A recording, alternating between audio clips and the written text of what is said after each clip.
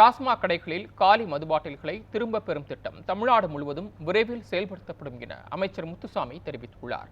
ஈரோட்டில் செய்தியாளர்களுக்கு அவர் அளித்த பேட்டியை தற்போது சூப்பர் பைட்ஸ் பகுதியில் பார்க்கலாம்.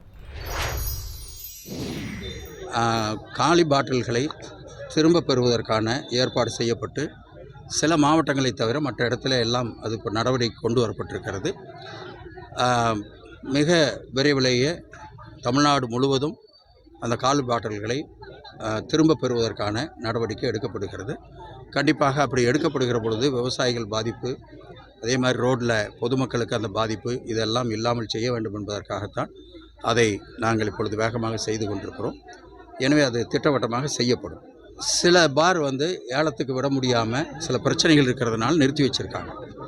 இதுவரை நீதிமன்றத்தில் இந்த வழக்கு நிலுவையில் இருந்தது. நீதிமன்றம் சில வழிமுறைகளை சொல்லி அது பிரகாரம் நடத்த வேண்டும் என்று சொல்லியிருக்கிறார்கள். அந்த அடிப்படையில் ஏலம் போடப்பட்டிருக்கிறது. எங்கேயும் அனுமதி இல்லாமல் அல்லது லைசன்ஸ் இல்லாமல் பார் நடத்துகிற நிலைமை இல்லை. அதெல்லாம் கட்டுப்படுத்தப்பட்டிருக்கிறது. அப்படி ஏதாவது ஒரு இடத்துல இருக்கிறது என்று சொன்னால் கடுமையாக நடத்தக்கூடியவர்கள் மீதும் அது சம்பந்தப்பட்ட அதிகாரிகள் மீதும் கடுமையான நடவடிக்கை எடுக்கப்படும் என்பதை தெரிவித்துக் கொள்கிறேன். எனவே அந்த தகவல் எங்களுக்கு வர பல பேர் வாட்ஸ்அப்பில் போடுறாங்க. உடனே அங்கே போய் செக் பண்ண சொல்கிறோம். அதே மாதிரி கூடுதல் விலைக்கு விற்பதை பற்றி எங்களுக்கு தகவல் வந்தால் உடனே நடவடிக்கை எடுக்கிறோம்.